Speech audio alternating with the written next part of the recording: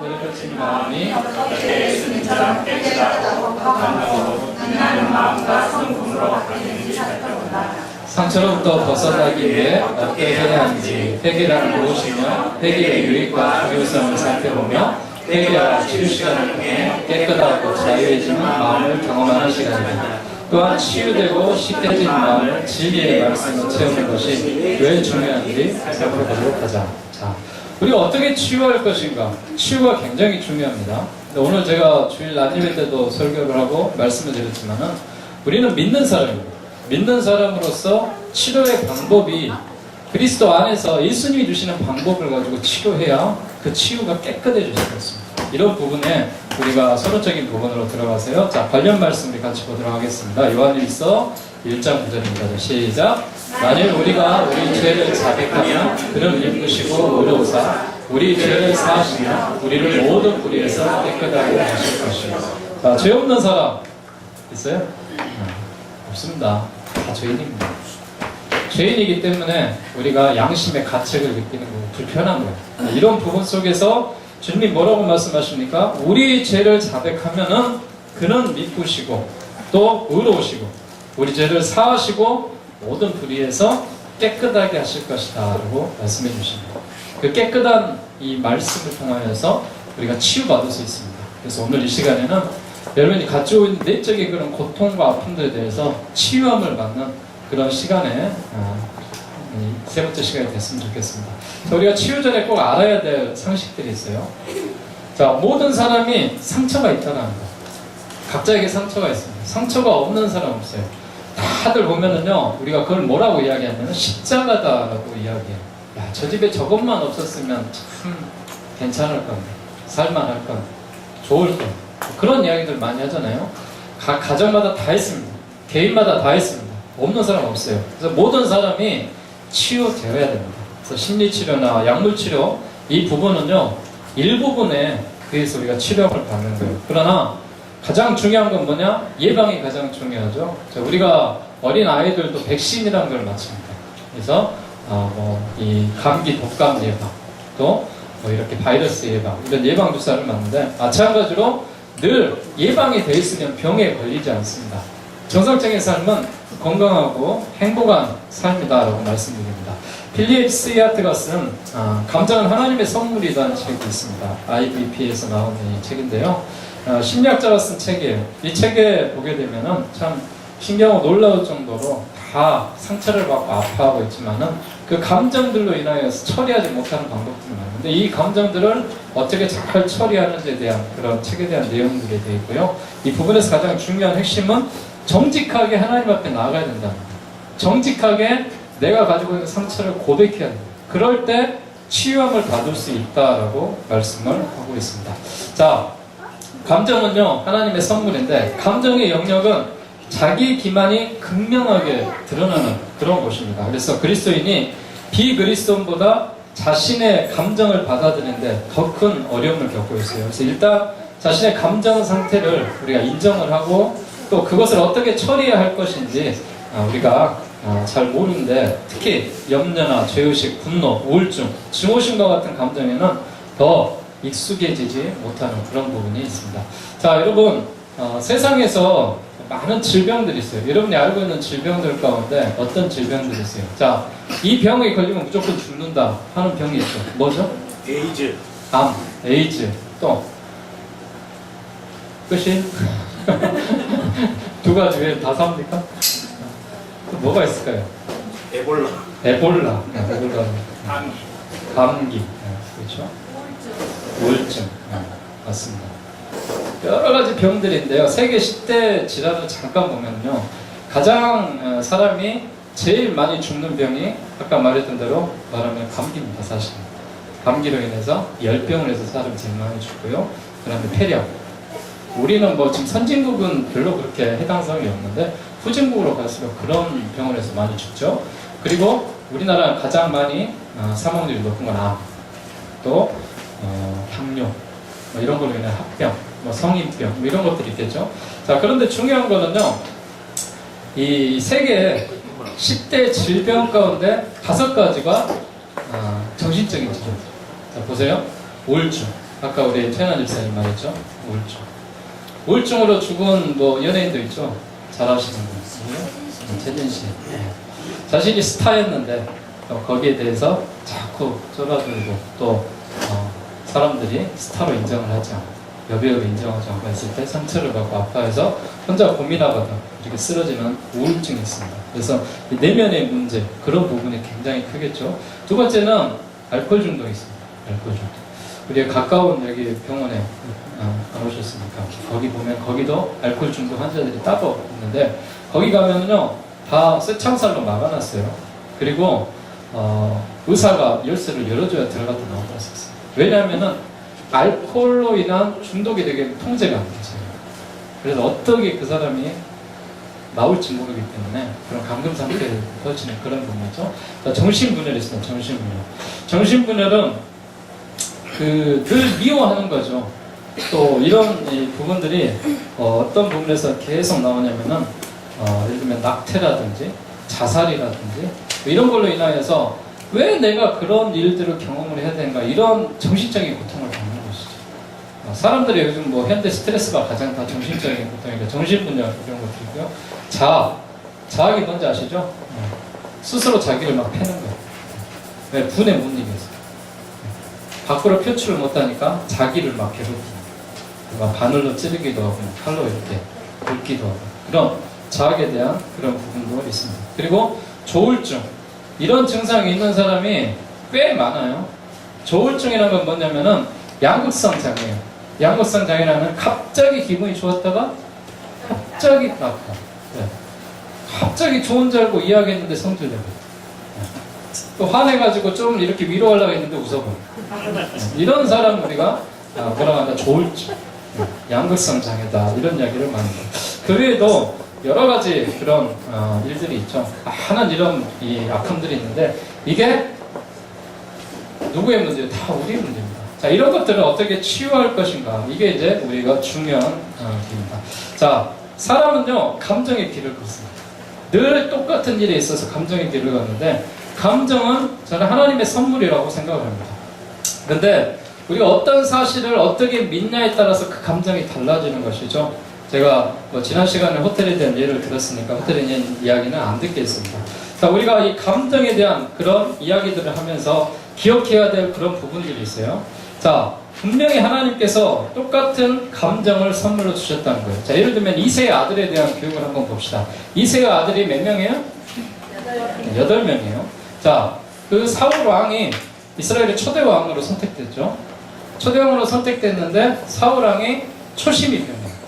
그러자 하나님께서 사무엘 선지자를 통하여서 다음 왕을 뽑아야 되겠다. 그래서 이세의 집을 보내시죠. 이세의 집을 보내서 이제 그 아들들을 이제 면접을 하기 시작해요. 그래서 하나, 둘, 셋, 넷, 다섯, 여섯, 일곱까지 다 봤는데 마음에 들어요? 사무엘은 마음에 들어요. 근데 하나님이 아니시다는 거예요. 마지막 제 아들 다윗을 통하여서 이제 그에게 기름을 붓는 그런 장면이 나와요. 자, 그런데 다윗이라는 이 어린 지금 꼬마니까 왕으로 보지 말고 꼬마로 한번 봅시다. 다윗이라는 이 꼬마에게 하나님이 특별히 부어주시는 그런 사랑과 마음이 있어요. 하나님을 섬기는 그런 마음이 있어요. 그래서 이 분명한 사실 가운데 다윗이 어떤 일들이 많이 일어납니까? 여러분 한번 보십시오. 다윗과 골리앗에 대한 싸움 아시죠? 이 선수는 뭐 스모 선수고 작은 스모 선수 누가 이길 것 같아요? 당연히 내가 이길 것 같죠. 자, 세계에서 가장 큰 사람 얼마 것 같아요? 세계에서 가장 큰 사람? 2m 36입니다. 가장 큰 사람. 자, 그럼 가장 작은 사람 몇일까요? 가장 작은 사람. 그 사람은 1m 26입니다.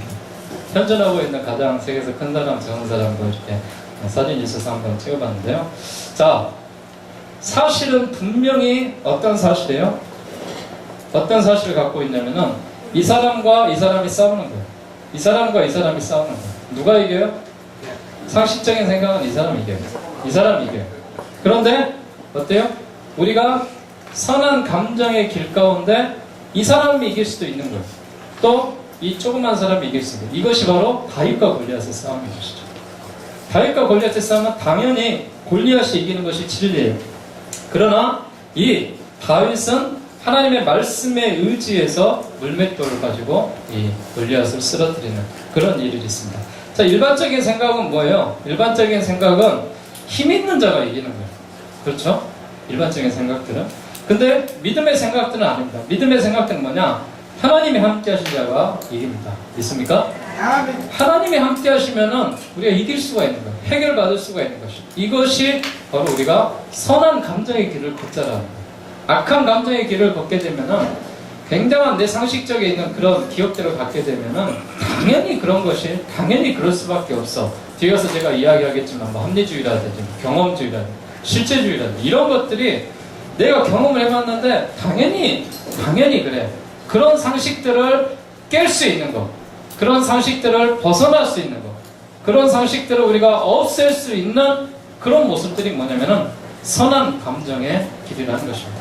자, 인간의 뇌를 한번 봐보세요. 인간의 뇌를 한번 보게 되면은 인간의 뇌를 하나님께서 하나님께서 뭐라고 말씀하시냐면 시편 139편 14절이라고 한번 써놔보십시오. 이 성경에 보면은 내가 주께 감사함은 나를 지으심이 신묘막측하심이라 이렇게 되어 있습니다. 인간의 뇌가 신묘막측하게 되어 있어요. 추측할 수 없을 정도로 신기하고 또 영유하다는 그런 뜻을 갖고 있습니다. 인간의 뇌에 신경세포가 얼마 정도 있냐? 약 100억 개 정도 이렇게 신경세포가 있다고 그래요. 자, 신경을 전달하는 그 물질이 시냅스라는 그 물질이 있는데 그게 약 100조 개. 그러니까 사람의 신경이 얼마나 복잡하고 또 예민하고 민감하겠어요. 100억 개가 넘는 신경세포가 있고 또 그 속에서 100조 개가 넘는 신경을 전달하는 물질인 이 시냅스가 들어있으니까 감정을 전달하는 뇌가 전두엽입니다. 자, 그림 한번 봐볼까요? 자, 그림 한번 봐볼까요? 먼저 봐볼까요? 네. 자, 이 그림이 사람의 뇌예요. 뇌의 구조예요. 뇌의 구조인데 사람의 이게 전면적인 부분을 전두엽이다 이렇게 이야기하고요. 또 측면 뒤쪽에 있는 것을 두정엽, 또 옆에 있는 것을 측두엽이다 이렇게 이야기합니다. 이 전두엽은요, 인간의 감정에 대한 것들을 전달하는 이 뇌가 여기 들어와 있는 거예요. 그리고 이 귀 옆에 있는 것은 청각과 기억력이 있는 그런 뇌가 있는 거예요. 또 두정엽이라는 것은 이제 감각, 또 후두엽 이렇게 쭉 나와 있는데 중요한 거는 뭐냐면은 이 가지고 있는 이 세포가 100억 개라는 거예요. 이 100억 개 안에 이것을 신경을 자극할 수 있는 이 시냅스라는 이 조그마한 세포들이 또 100조 개가 있다는 것이 이게 사람이 갖고 있는 인간의 뇌 구조다라고 알 수가 있어요. 자, 당연히 우리가 생각을 할 때 쥐와 고양이와 싸우면 누가 이겨요? 고양이가 이겨요. 고양이가 이겨요. 중요한 거는 감정을 자극하는 뇌를 떼어냈을 때는 어떤 일이 벌어지겠어요? 자, 이 고양이의 상식 가운데는 뭐냐면은 너는 내 밥이야. 그래서 늘 이 주새끼를 잡으러 다녀요. 그래서 우리가 잘 알고 있는 이 쥐와 고양이에 대한 그런 이야기죠. 그래서 톰과 제리 이야기인데, 그런데 이 제리의 감정을 띄워버렸어요. 두려움의 감정을 띄워버렸어요. 그러니까 뇌 속에서 어떤 인식이 들어가냐면은 고양이가 더 이상 두렵지가 않아요. 네. 무서운 게 없는 거예요. 자기가 왕인 거예요. 그러니까 어떤 현상이 벌어져요? 꼬리를 잡고 그냥 던져버리는 거예요. 그런 일이 그냥 있어지는 거예요. 이게 뭐냐면은 우리가 무한한 잠재력이라고 하죠. 예를 들면 어머니가 위험에 처해 있는 자녀가 차에 이렇게 깔렸어요. 근데 차가 몇 킬로 나가요? 막 1200km 막 이렇게 나가요. 그런데 나가는데 갑자기 어머니가 차를 들어가요. 그런 일이 어떻게 벌어져요? 이거는 분명히 살려야 되는 일입니다. 또 어머니의 그 힘으로 막 들어가요. 이게 사람이 이해할 수 없는 그런 무한한 그런 능력이 있다는 것을 우리가 잘 알 수가 있는 것입니다. 그래서 이 감정을 자극하는 뇌를 떼어내면은 두려움이 사라져요. 여기에 대해서 우리가 힌트를 얻을 필요가 있어요. 내가 가지고 있는 그런 생각들이나 그런 마음들이나 그런 것들에 대해서 전달할 수 있는 그런 방법들을요, 조금 우리가 떼어내야 돼요. 자, 사람에게는요, 어떤 부분이 있냐면은, 자, 보세요. 사람은 인간의 뇌 구조가 이렇게 돼 있어요. 인간의 뇌 구조가, 이게 제가 이 인터넷에 보니까 심심해라는 이 뇌 구조 테스트하는 게 있더라고요. 그래서 그냥 그림만 땄었는데, 여러분 뇌 속에서 지금 생각하는 게 지금 한번 써보세요. 그러면 어떤 걸 쓰냐면요, 이런 거 씁니다. 뭐 먹었지? 내가 뭐하고 놀지? 내가 어제 무슨 꿈 꿨지? 아, 내가 쉬어야 되는데 어떻게 쉬지? 놀면서 쉴 것일까? 아, 참 슬프다, 괴롭다, 피곤하다 이런 생각을 하고 있고요. 또 내일을 보게 되면은 뭐 출근할 때 내 꿈이 무엇이? 꿈을 위해서 달려가야지. 이걸 위해서 내가 열정이 있어야 되겠지. 내가 지금 가지고 있는 슬픔, 또 퇴근하고 나서 어떻게 해야 되겠지. 또 이런 뇌의 구조가 이렇게 가지고 있는 자기 생각의 뇌가 있어요. 여러분 한번 자기 생각의 뇌를 뭘 지금 생각을 하고 있는지 한번 생각을 해보세요. 머릿속에서. 근데 그 중에서 가장 중심이 되고 있는 그 뇌가 생각하고 있는 게 뭐겠어요? 자신이 지금 생각하고 있는 감정이겠습니다. 제가 생각하고 있는 감정은 뭐냐면은 어떻게 이 세미나에서 우리 성도들을 하나라도 알 수 있을까? 거기에 내가 초점을 둬가지고 이런 부분에서 얘도 들고 저런 부분에서 얘도 들고 저런 부분에서 들고 저는 지금 뇌의 초점이 어디가 있겠어요? 세미나에 가 있는 거예요. 여러분의 뇌의 초점이 내가 무엇을 듣고 무엇을 깨달을까? 여기에 초점이 돼 있으면 감사한 일인데 아휴 집에 가서 빨리 끝나고 뭐 하지? 우리 애들 지금 뭐 하고 있지? 이런 생각을 하고 있으면 흐트러지는 거죠. 그때부터. 그러니까 사람은 누구나 이런 감정이나 생각들을 하고 있다라는 것이죠. 자, 그런데 이것을 감정적인 해결 과정이 있어요. 감정적인 해결 과정을 보면은 어떤 일들에서 분명한 충격이 있어요. 그래서 이로 인해서 분노도 일어나고 우울하기도 하고 슬퍼하기도 해요. 그래서 사람들이 이 고통을 잊으려고 편안함을 추구하는 거예요. 해결하려고 해요. 스스로도 다 치유할 수 있는 그런 능력이 있는 거예요. 그래서 그들이 해결하는 건 뭐냐? 바로 중독에 빠지는 거예요. 이상 행동을 하는 거예요. 왜냐하면 그 고통에서 벗어나고 싶거든요. 뭔가 잊고 싶거든요. 저도 중독에 빠진 게 하나 있습니다. 제 중독은 뭘까요? 운동. 운동입니다. 저 운동 중독에 빠져있어요. 사실. 저는요, 저희 집사람 저기 앉아 있는데, 밤 8시가 딱 되면은요, 막 떨려요, 손이. 발이 떨려요. 그러면서 제가 막 움직이면서 하는 게 있어요. 뭐 하겠어요? 집 청소해요. 빨래 개고요. 설거지 안 됐으면 빨리빨리 갖다 주고요. 왜냐면 8시 반에 나가야 되니까. 그 안에 준비가 안 되면 나가는데 지장이 있습니다. 그러지 지장을 주지 않기 위해서 빨리빨리 서둘러요. 그래서 빨리 안 씻어 막 이렇게 막 괜히 막 이렇게 애들한테 폭력이 들어가요. 그런데 그리고 나서 제가 8시 반에 되면은 운동을 나가요.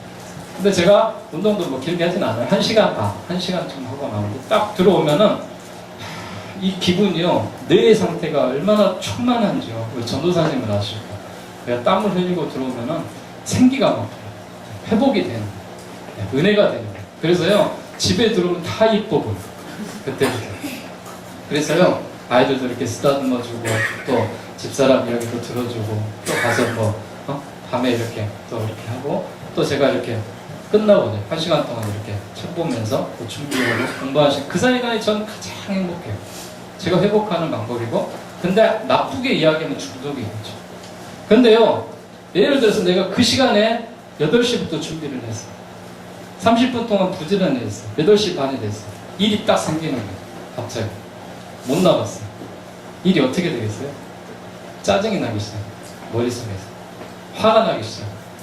그러면서요, 방이 어지러워졌지 말든지. 그때부터 애들이 씻든지 말든지. 그리고 짜증이 나기 시작하니까 아무것도 하기 싫은 거예요.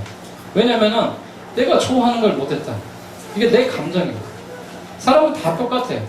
내가 좋아하고 하고 싶은 것을 못하면 화가 나게 돼요. 짜증이 나게 돼요.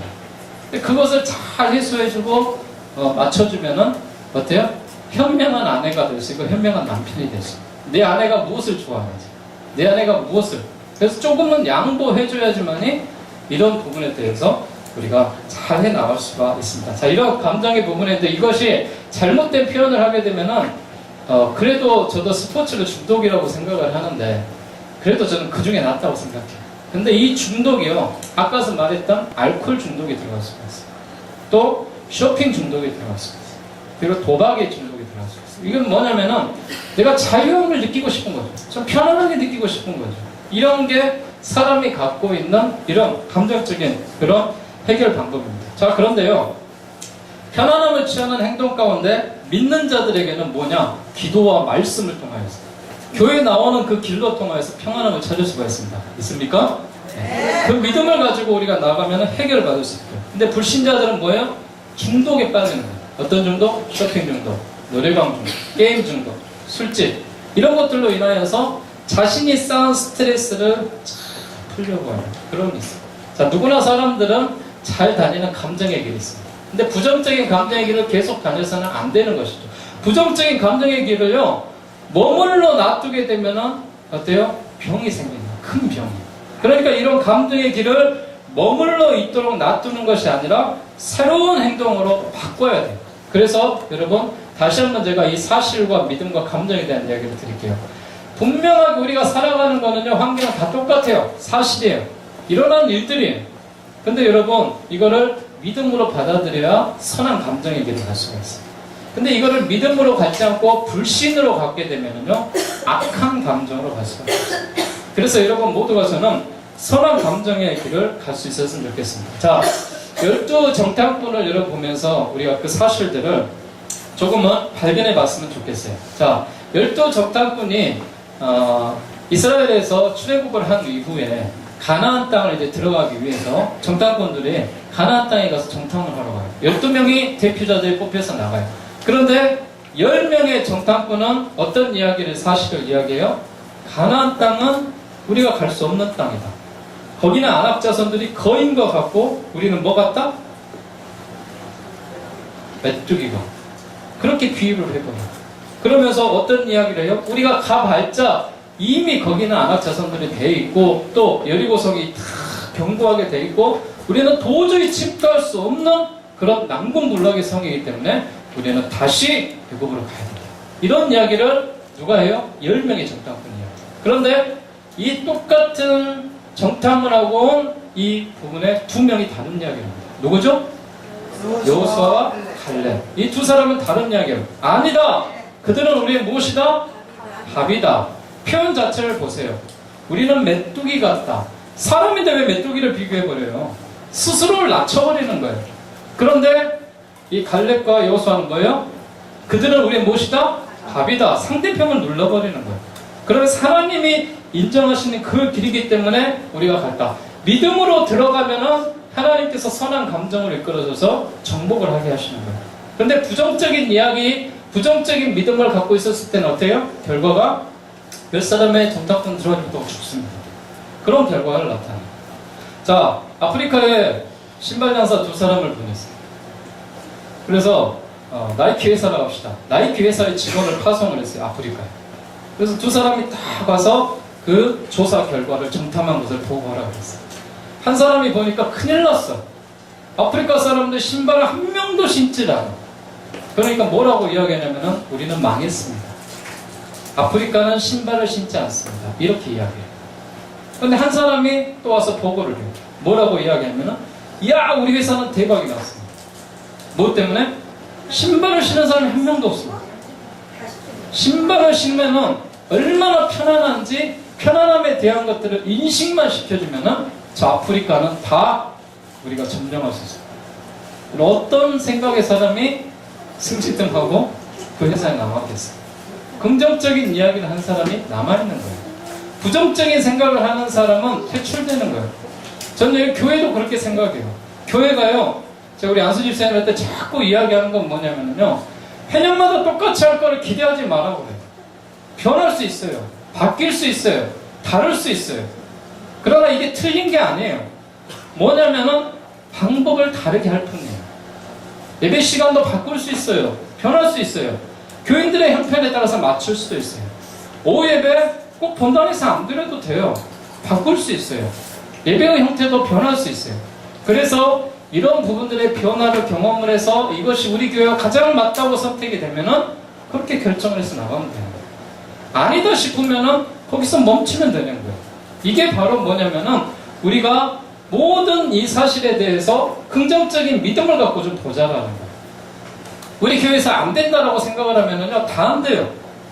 될 수가 없는 거예요. 뭐든지. 그러나 된다라고 믿음을 갖고 나아가면은 저는 그렇게 할 줄로 믿고 나가는 것입니다. 여러분, 이런 사실을 가지고 우리가 해 나가는 그런 일들이 필요한 거예요. 그런데요, 사람들의 기억장치가 있어요. 기억장치는요, 가정이나 자녀나 사회를 바라볼 때 하나님의 말씀의 스펙트럼을 통해서 우리가 바라봐야 돼요. 근데 우리가 살고 있는 전 영역이 하나님의 나라인데 사람의 생각이 이 세 가지로 딱 잡혀 있습니다. 합리주의가 뭐예요, 여러분? 합리주의가 뭐냐면은 먼저 그것이 그냥 이성적으로 필연적으로 이루어질 것이야, 이렇게 될 것이야 라고 가정을 하고 그렇게 생각을 하는 거예요, 사람. 이게 합리주의. 우리가 살아보니까 당연히 그렇게 된 거지. 경험주의. 내가 살아봤는데 이 일은 분명히 이렇게 되는 거야, 이런 경험주의가 우리는 누르고 있어요. 또 하나는 뭐예요? 실용주의. 하나의 진리를 딱 갖고 이것은 진리야, 바꾸면 안 돼, 다 그렇게 하고 있는 거예요. 여러분, 강대상의 위치가 전에 여러분 우리 교회 한번 생각해 보세요. 양쪽에 있었어요. 양쪽에 있었는데요, 이거 건드리면 큰일 난다고 했어요. 기억하세요? 근데 제가 가운데로 바꿨어요. 큰일 안 났어요. 아무렇지도 않았어요. 더 보기 좋대요. 우리 성가대가요, 전에 어떻게 되어 있었냐면은 기역자로 되어 있었어요. 저는 그게 불편했어요. 왜 불편했냐면은 지휘자가 보는 것도 사선으로 봐야 되니까 불편했고요. 또 제가 불편했던 이유는 뭐냐면은 강단에서 봤을 때 성가대가 보이질 않아요. 그게 저는 불편했어요. 저는 성가대원들도 예배드리기를 원했던 거예요. 그래서 제가 윤집사님한테 연구를 많이 해가지고 대각선으로 이렇게 나보자 했었어요. 나보자 하면서 제가 무슨 이야기까지 했냐면 집사님 아실 거예요.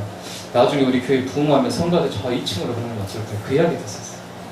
저는 뭐냐면은 그렇게 하자는 것도 있지만은 다양하게 생각을 해보자는 거예요. 어떤 것이 가장 우리가 하나님 앞에 예배드리고 영광된 그런 일들을 할 수 있겠나. 그런데 그 변화의 중심에서 조금씩 맞춰져서 지금의 이런 아름다운 공간으로 또 성가대가 좌석도 조금 앞으로 늘려가지고 그렇게 했어요.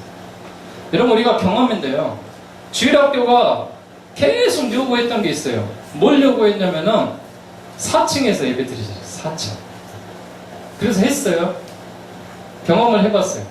근데 뭐 어떻게 되냐면 1년 딱 하고 나니까 선생님들이 죽겠대, 힘들대, 못하겠대. 왜요? 힘들다는 거예요. 올라가고 아이들도 힘들다는 거예요. 밑에 일이 있으면은요, 한번 내려갔다 올라가려면 8층을 다녀야 돼요.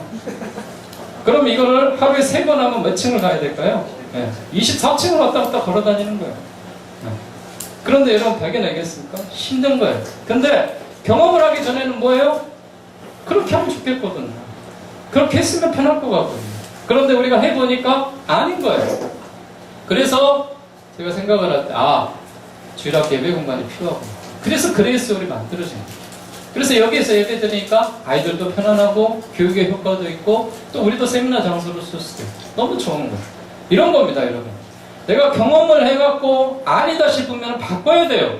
근데 경험을 해갖고 아니다 싶으면 그대로 놔두면은 문제가 되는 거예요. 불편해지는 거예요. 힘들어지는 거예요. 내가 경험을 해봐가지고 이것이 아니다 싶으면은요, 건의하셔야 돼요. 언제 건의해야 돼요? 재직회 때 건의하셔야 돼요. 네. 여러분, 뭐 재직회 때 보면 우리가 매달 이렇게 PPT에다 띄워주면은 헌금 들어온 거, 헌금 나온 거, 뭐 지출 뭐 하는 거, 그거요 그렇게 관심 안 가셔도 돼요. 왜냐면은 그거 제가 하는 거 아니거든요. 누가 하는 거냐면은 여러분의 동료들이 하는 거예요. 성도들이 하는 거예요. 궁금하면은요, 그거 하신 분한테 가서 물어봐요. 저한테 물어보지 마요. 저는 잘 몰라요. 돈 어떻게 쓰는지, 어떻게 나가는지. 재정부장님 있으니까 재무장한테 물어보면 아실 거예요. 근데 거기에 대해서 이거 왜 썼습니까? 저한테 물어보면은 제가 뭘 하겠어요? 재정부장님 답하세요. 저는 그래요. 저는 잘 모르니까. 그분이 책임을 맡아서 지출을 했으니까. 그런데 우리가 재직회로 우리가 건설적으로 하는 건 뭐냐면은 새로운 달에 대한 계획들을 저는 이야기하는 걸 좋아해요. 우리가 다음 달에 대한 비전을 이야기하는 걸 좋아해요. 교회가 앞으로 세워야 될 계획들이, 나가야 될 방향들이 조금은 불편하고 힘들었다면 그 시간을 통하여서 개선되기를 원해요. 그런 부분에 대한 의견에 대한 토론과 또한 그런 진지한 것들에 대한 것들과 그런 것들은요, 길게도 상관없어요. 또 그거에 대해서 주장해도 상관없어요. 그런데 아닌 건 아닌 거예요. 하나님의 말씀에 의해서 예수님으로 인하여서 구원받는다라고 말하는데 교회 다니면 구원받는다라고 이야기해요. 아니다라고 이야기해줘야 돼요. 교회 와서 당신이 구원받는 게 아니라 예수님을 믿으면서 구원받는 거야. 분명한 이야기를 해줘야 되는 거예요. 그건 진리예요. 변할 수 없는 진리들은 그대로 놔둬야 되는 것입니다. 자, 변할 수 없는 진리가 있습니다. 그게 뭐냐면은 오직 하나님에 대한 말씀으로 우리가 나아가는 것은 변하지가 않습니다. 그렇기 때문에 말씀의 잣대를 두고 우리가 모든 일들을 해나가는 것입니다. 자, 두려운 감정을 갖지 말고 너는 나의 자녀다 하고 내가 있잖아 라고 이렇게 선포하고 나아가시면은 하나님이 주신 마음으로 편안해질 수가 있습니다. 이사야 41장 10절 말씀을 같이 한번 봉독할까요? 시작. 두려워하지 말라. 내가 너와 함께하리라. 놀라지 말라. 나는 내 하나님이 됩니다. 내가 너를 굳세게 하리라. 참으로 너를 도와주리라. 참으로 나의 의로운 오른손으로 너를 붙들리라 했습니다. 여러분, 우리가 하나님이 주시는 이 말씀 가운데 두려움을 떨쳐버릴 수가 있습니다. 또 하나님께 함께 주심으로 말미암아 믿음으로 모든 것들을 해결해 나갈 수 있는 그런 방법이 있습니다. 여러분, 우리의 천성을 갖고 있는 예수님께서 천성을 우리에게 부어주시면은 본성이 잘못된 것들을 바꿔나갈 수 있습니다. 이 말씀들을 여러분 기억하면서 야, 이번 주에 귀한 하나님의 말씀 가운데 무엇이 핵심인가를 잘 발견해야 돼요. 오늘 주일 설교에서 가장 핵심은 뭐겠어요? 예수 그리스도가 구원자라는 거예요. 예수 그리스도가 치료자라는 거예요. 예수 그리스도가 응답자라는 거예요. 그리고 우리의 잘못된 사고방식을 바꿔줄 수 있는 게 뭐냐면 하나님의 말씀밖에 없어요. 그래서 우리가 나갈 수가 있는 거예요. 자, 로버트 슐러 목사님이 쓴 낭떠러지라는 그런 기도 이런 시가 있습니다. 제가 한번 시를 잘 뽑아보도록 하겠습니다. 네. 절벽 가까이로 부르셔서 절벽 가까이로 나를 부르셔서 다가갔습니다. 절벽 끝에 더 가까이 오라고 하셔서 더 다가갔습니다. 그랬더니 절벽에 겨우 발을 붙이고 서 있는 나를 절벽 아래로 밀어버리시는 것입니다. 물론 나는 그 절벽 아래로 떨어졌습니다. 그런데 나는 그때까지 내가 날 수 있다는 사실을 몰랐습니다. 네. 똑같은 거예요. 낭떠러지에 떨어져서 날개를 줬음에도 불구하고 사용하지 못하고 걸어다녔다면 이거는 새가 날 수 없는 그냥 걷는 새에 불과한 거예요. 그냥 닭과 오리밖에 안 되는 것이죠. 근데 그 걸음을 통하여서 날개를 펴고 나를 수 있다는 것을 알았을 때는 그 새는 날아갈 수 있는 그런 힘이 있다는 것입니다. 여러분, 우리가 치료하는 치료의 능력에 대한 그 모습들을 바라보면서 우리가 말씀들을 이제 정리하고 마무리하도록 하겠습니다. 2000년대 노벨 경제학상에서 받았던 다니엘 커먼원 교수가 아주 특별한 그런 실험을 했었어요. 당신 겉으로 웃고 있지만 개인적으로 불편하지 않습니까? 라는 그런 질문이었어요. 자, 상대방이 나를 보고 웃고 있어요. 근데 그 웃음을 보면서 진실한 웃음으로 받아들이는 경우가 있고 또 비웃음으로 받아들이는 경우도 있어요. 또 그 사람에 대한 진실한 모습들을 볼 수 있어요. 그래서요, 저는 대화를 할 때 사람하고 직접 만나서 하는 걸 좋아합니다. 전화로 하는 거 깊은 이야기는 잘 안 합니다. 왜냐하면 감정을 몰라요. 상대방 유선으로 하게 됩니다. 근데 직접 대면을 하게 되면 그 사람의 마음이 전달됩니다. 그렇기 때문에 저는 대화를 할 때 눈을 보고 눈 마주치며 대화를 하는 것이 좋다라고 생각을 합니다. 그러니까 여러분, 전화로 할 수 있는 일이 있고 이야기가 있고 직접 만나서 해야 될 그런 이야기가 있습니다. 일반적인 이야기들은 그냥 전화로 하지만은 감정적인 이야기는 전화로 하시면 오해가 생길 수가 있는 거예요. 그런 부분에서 여러분 우리가 좀 더 아시면 좋겠고요. 또 얼마나 많은 사람들이 속으로 눈물을 삼키고 살아가고 있는가라는 그 질문을 던졌어요. 사람들이 우는 것 같지만 울고 있는 사람들이 있어요.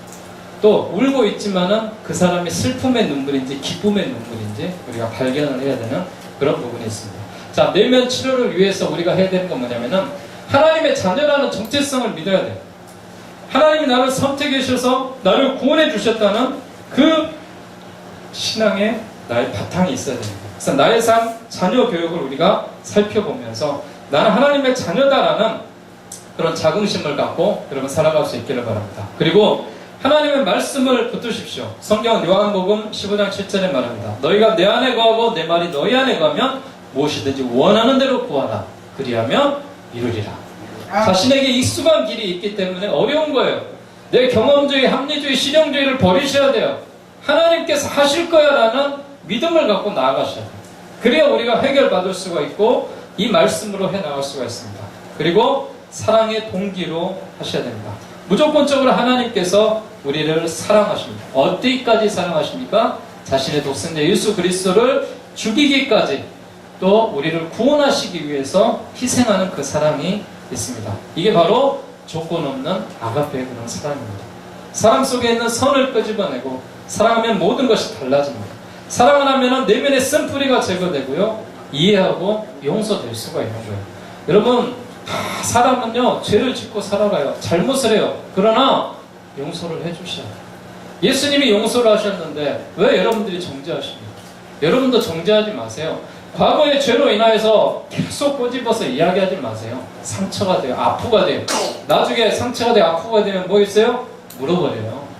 그러니까 될 수 있으면 아픔은 끄집어내지 마세요. 그 아픔은 누가 끄집어내요? 하나님이 직접 끄집어내시죠. 그래서 회개하게 만들어주시는 거예요. 자, 이런 부분에서 우리가 서로 사랑할 수 있기를 바라고요. 지원 그룹에 속해야 돼요. 남을 돕는 그룹에 속해야 돼요. 그래서 우리가 모두가 서로 협력하고 돕는 그런 이야기들을 해나가면서 우리가 살아가야 됩니다. 다섯 번째는 뭐냐? 항상 기도하고 고난을 배우셔야 됩니다. 고난을 극복해야 됩니다. 고난이 없는 삶은요 성공할 수 없어요. 우리가 산을 정복하는데 산을 넘지 않으면 그 다음 산을 갈 수가 없는 거예요. 그래서 여러분, 이게 위기다 고비다 라고 생각을 하면은 극복할 수 있도록 노력을 하셔야 돼요.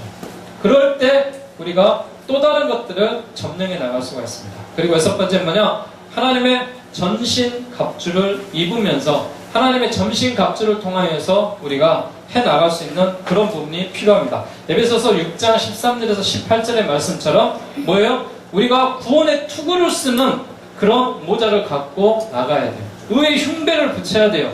그리고 진리의 허리띠를 우리가 띠면서 평안의 복음의 신발을 신고 믿음의 방패를 가지고 하나님의 말씀인 성령의 검을 가지고 나가야 됩니다. 자, 구원의 투구는 뭐라 하겠어요? 예수 그리스도입니다. 예수 그리스도가 구원의 투구입니다. 그래서 내 머릿속에 예수 그리스도가 늘 하셔야 돼요. 의의 흉배라는 것은 뭐냐면은 바로 예수님과 나와의 관계예요. 관계적인 부분에서 깨지면 안 돼요. 예수님이 나를 보호해 주시고 나와 함께 해 주시고, 진리의 허리띠라는 거 뭐예요? 예수님이 길이요 진리요 생명이다라고 말씀하셨잖아요. 그분이 바로 진리가 되시는 거예요. 신발은 뭐냐? 평안의 복음을 신는 거예요. 이거는 혹시 예수님을 증거하는 그런 복음의 일을 해나가는 것이죠. 그리고 우리가 하나님의 말씀인 검은 무슨 검이다? 성령의 검으로 되어 있습니다. 하나님의 성령으로 말미암아 우리를 도와주시고 함께 해주셔야지만이 이런 일들에 대해서 우리가 나아갈 수가 있는 것입니다. 마지막 일곱 번째는 하나님께 영광을 돌리는 일을 해야 돼요. 교만하지 말고 겸손하시고, 일곱 가지 위의 지침들을 우리가 시작을 하면서, 야, 나에게 갖는 그런 상처들이 하나님의 자녀들을 가만히 놔두시겠냐? 하나님이 치료하실 것이다. 말씀으로 치료하실 것이다. 사랑으로 안아주실 것이다. 그리고 돕는 천사들과 돕는 성도들을 보내서 나와 함께 하실 것이다. 포기하지 말고 기도하고 고난을 극복하고 하나님의 전신갑주를 입는다면은 우리가 하나님께 영광을 돌릴 수 있는 그런 부분까지 나아갈 수가 있는 것입니다. 자, 불안에 대한 성경적인 요소만 보고 마무리하도록 하겠습니다. 우리가 기도해야 될 일이 많이 생겨요. 또 생각해야 될 일이 많이 생겨요. 행동해야 될 일이 많이 생겨요. 또 이런 부분을 통하여서 우리가 해결해 나가는데, 모든 것을 하나님께 감사함으로 아뢰라고 그랬어요. 그리고 불안한 것들이 있을 때 부정적인 생각을 하지 마시고 하나님의 그리스도의 평강이 주시는 좋은 마음으로 생각을 하십시오. 행동을 할 때 성령이 말하는 것을 실천하면서 우리가 감사하면서 나아가고요. 음악을 듣는 것이 사람에게는 얼마나 유익인지 모릅니다. 제가 점심시간 되면 음악을 자꾸 틀으라 그래요. 근데 이게 습관이 안 되면은요, 어떤 생각이 나면 음악이 머리가 아픈 사람이 있어요. 들으면은 뭐 그 사람이 뭐 그 상태니까. 근데 저는 음악이 나와야 좋아요. 뭔가 소리가 나와야 좋아요. 그래야 내가 좀 편안함을 느낄 수 있어요. 사람마다 다 틀려요. 어떤 사람은 조용한 거 좋아하고, 어떤 사람은 큰 거 시끄러운 거 좋아하고, 어떤 사람은 뭐 음악도 조용한 음악, 또 빠른 음악, 템포에 따라서 들리잖아요. 요즘에요, 비트가 안 맞아서 못 듣는 음악들 많죠. 네. 여러분 어떤 비트가 딱 맞아요? 네. 저는 보통 이렇게 한 16비트 이 정도 딱 맞는데, 여러분들 우리 한 60대 되신 분들은 이제 8비트 이런 게 맞겠죠? 네? 조금 느리고, 네, 느리고. 근데 요즘 젊은 애들은 몇 비트 들어야 좀 이게 맞아요? 몇 비트 들어야 돼요? 64비트 들어요. 빠르게. 조용하면 싫어요. 그거는 세대에 대한 그런 차이기 때문에 그렇습니다. 이런 것들도 우리가 이해를 해주면 좋겠습니다. 그리고 적절한 수면을 취하시는. 저는요, 화가 나면은요, 열이 받으면은요, 저희 집사람이 시키는 게 있습니다. 뭔지 아세요? 이불 깔아줘요. 이불 깔아주고 자면서 쉬세요. 그러면 저는 조용히 가서 자고 일어나면은 언제 그랬는지 잊어버려요. 그게 하나님이 주신 은혜인 것 같아요. 여러분도 한번 그런 일들을 경험할 수 있기를 바랍니다. 그래서 제가 이런 이야기를 농담 삼아 해요. 제가 화를 못 내서 안 내는 것도 아니고, 제가 이렇게 이 성질이 좋아서 이렇게 웃고 사는 것도 아닙니다. 그러나 하나님이 주신 이런 해소할 수 있는 그런 방법들을 나름대로 운동을 통해서, 수면을 통해서, 하나님 말씀을 통해서, 음악을 통해서 평소에 치유를 하기 때문에 내가 다시 한번 좋은 마음을 갖고 대할 수가 있는 거예요. 사람을 만날 수가 있는 거예요. 그런데 이런 것들을 풀지 못하면은 결국은 뭐가 되겠어요? 터져나가겠죠. 폭발하겠죠. 또 그런 일도 인하여서 굉장히 상처가 되겠죠. 그래서 저는 한 3년에 한 번 정도 폭발합니다. 참고 또 짧고 하다가 한 3년 되면 이거 못 참겠다. 꽝. 그런 경우가 있어요. 그래서 제가 우리 학생들을 지도할 때, 우리 또 교육자, 우리 전도사님들을 지도할 때, 또 우리 교인들에게 지도를 할 때 3년에 한 번 폭발합니다. 건들지 마십시오. 3년까지 참습니다. 올해가 3년 차입니다. 그러면서 늘 이야기를 하면서 저도 말하면서 풀고 또 이렇게 받아들이고 그런 경우가 있습니다. 여러분들도 이런 일들로 이렇게 푸시기 바랍니다. 하루하루를 살아라 라고 되어 있는데, 우리가 염려하는 98%는요 일어나지 않는 일들이에요. 전쟁이 날 거야, 또 뭐 일이 터질 거야, 뭐 금방 뭐가 있을 거야. 98%는 일어나지 않습니다. 딱 두 가지만 일어난다는 거예요. 그러니까 내일 일을 위해서 염려하지 말라 그랬잖아요. 그리고 주인, 자신에게, 다른 사람에게 전환할 수 있는 그런 모습이 됐으면 좋겠습니다. 자, 지금부터 이제 소그룹 토의가 들어가겠는데요. 소그룹 토의 하실 땐 제가 지난주에 과제를 내드렸어요. 이제 참고 삼아 하겠습니다. 그래서 저는 이제 목표를 세워놨습니다. 하나님과 나와의 목표, 또 나 자신과에 대한 목표, 또 배우자에 대한 목표. 배우자가 없는 분들은 형제간이나 뭐 부모님이나 이런 목표를 세워도 되겠죠.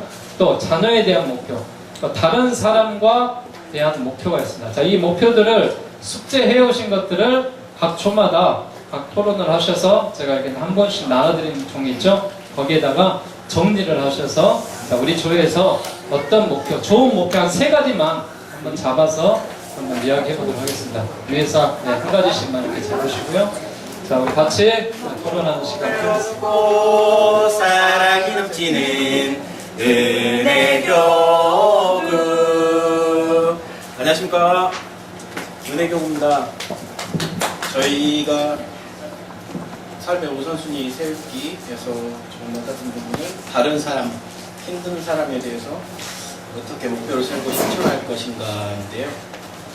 목표로는 일단 먼저 전화하기, 그리고 먼저 찾아보기, 실질적으로 도와주기, 이렇게 3가지입니다. 일단 먼저 전화하기는 당장 이 시간 이후부터 바로 여기 저희 교구 구성원 한 사람 한 사람이 다 실천을 하려고 하고요. 먼저 찾아보기는 직접 찾아가서 이렇게 어떻게 지내시나 그냥 있는 게 아니라 직접 찾아가서 안부를 물어보자. 또 실질적으로 도와주기는 물질적으로, 정신적으로 무엇이 필요한지를 알아내어서 함께 치유한다. 이렇게 해서 정해봤습니다. 일단 우리 성도님들 혹시라도 몸이 아프시거나 아니면은 정신적으로 힘드신 분 있으시면 그냥 혼자 속으로 갖고 계시지 마시고 항상 이렇게 말씀을 해주시고 서로가 같이 함께 했으면 좋겠습니다. 이상입니다. 저는 하나님과 나와 관계에서 목표는 예배생활, 말씀생활, 기도생활 3가지로 크게 나눴고요. 예배생활에서는 실천하기에는 예배 시간에 늦지 않게, 제가 말한 건 아니지만 저희 가족에게 가장 필요한 부분이죠. 그 다음에 수요 예배 꼭 참석하기로 2가지 실천했고요.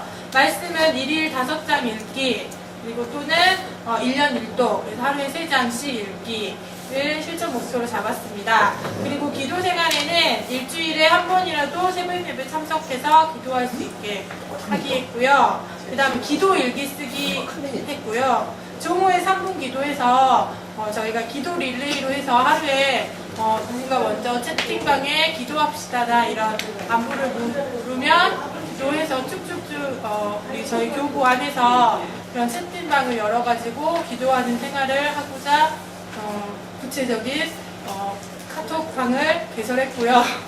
그래서 이번 주부터는 열심히 더욱더 기도해서 성장하는 학교 부부가 되도록 하겠습니다. 질문. 네. 진짜 하셔야 됩니다. 진짜. 사실 있는 거 정말로 네, 돼요. 그룹방 만들었어요. 그룹방 만들었고요. 그룹뿐만이 아니라 네, 제가 한마디만 할게요. 저희 시간에 네? 한마디만. 너나 잘하세요.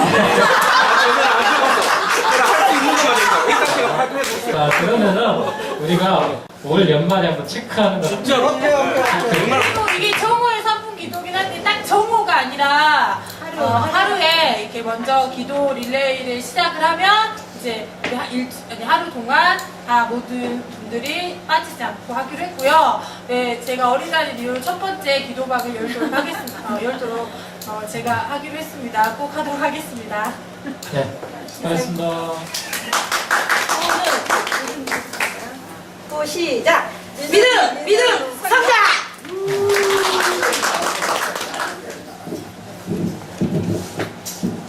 삶의 우선순위 세우기에서 저희는 배우자와의 관계에 대해서 목표를 설정했습니다. 배우자와 관계에서 첫 번째 건강관리, 두 번째 대화하기, 세 번째 도와주기, 세 가지 목표를 세웠는데요. 건강관리에서는 제가 이제 저희 남편 입장을 이야기하는 입장에서 지금 세웠습니다. 습관을 이해하고 그걸 제가 도와주는 겁니다. 저희 애기 아빠는요, 아들 집에 가더라도 헬스장을 가고 싶어 해요. 그러니까 하루에 운동을 안 하면, 어느 시간 동안을 운동을 안 하면, 아까 목사님 말씀하셨잖아, 불안한 거예요. 그래서 그냥 아들 집 가도 헬스장 간다고 하면 제가 그냥 갔다 오라고 하는 입장이고, 그리고 이제 저희 남편은 매일 아침에 일어나서 자기 말자시나 새벽 5시에 일어나서 사벌기도 하고 1시간 동안 저를 안마를 해줍니다. 제가 다른 부분은 다 괜찮은데 가끔 다리 쪽이 쥐가 나니까 남편들 잘 들으세요. 매일 1시간씩 진짜 안마를 해줍니다. 그래서 서로 건강관리를 체크하거든요. 그래서 그 이야기를 자기가 했더니 우리 소연아 장로님이 뻔히 쳐다보시더래요. 그래서 제가 확인을 해드린 거예요. 그 다음에 대화하기는 왜 대화하기를 제가 설정을 했느냐면 이 혼자 사신 분들의 가장 말할 대상이 없어서 치매 올 확률이 많대요. 그래서 부부끼리는 매일 사소한 나이에 대해서 발표합니다. 먼저 목표는 봉사하기, 건강을 위해서 편안하게 살자. 봉사하기는 제가 얘기했습니다. 저희 아파트에서 그 13층에 사는 분이 어디 아픈 분인데 꼭 보면 9시경 돼서 부인을 데리고 나갑니다. 근데 12시 지나서 이렇게 도는데 그 차에서 내리는데 못 내려. 근데 사람이 많이 지나가면서도 누가 하나 안 도와주더라고요. 그래서 내가 한번 이렇게 같이 잡아서 도와서 이제 승강기 옮겨줬는데 참 고마워하더라고요. 그래서 그 후에 내가 꼭 저 양반 내가 도와주고 내가 봉사해야겠다는 생각을 했습니다. 두 번째, 건강을 위해서 여기는 이제 우리 장정욱 고사님하고 우리 이명재 집사님이 했는데 운동을 열심히 한답니다. 하루에 30분 이상 꼭 걷는다고. 걷기를 하든 이게 그렇게 한다고 하는데 이제 자기 건강을 오, 사랑 시작. 사랑. 저희들은 자녀에 대해서 이제 이야기할 건데요. 저희들이 목표로 세운 것은 첫 번째 자녀들을 위해서 기도하자. 두 번째는 자녀들의 바른 삶을 위해서 노력하자입니다. 그리고 저희가 구체적으로 실천한 계획을 세운 것은 일단 하나님의 사랑을 받는 자녀로 키우자는 그런 목표를 세워서 첫 번째로 자녀들이 저희들을 볼 때에 저렇게 되고 싶다는 어떻게 보면 자녀들의 거울이 되는 그런 삶을 살게 하기 위해서 노력하자고 실천 계획을 세웠습니다.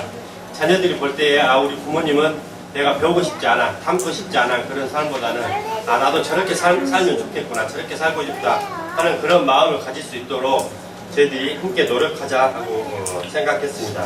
그 다음에 저희들이 생각할 때에 자녀들이 하나님의 자녀로 바르게 자라기 위해서는 우리가 함께 노력하는 시간이 있어야 되겠다고 생각해서 함께 자녀들과 함께 부모가 손을 잡고 시간을 함께 기도하는 그런 시간을 갖기 위해서 저희가 실천 계획으로 어떻게 치유함을 받을 것인가.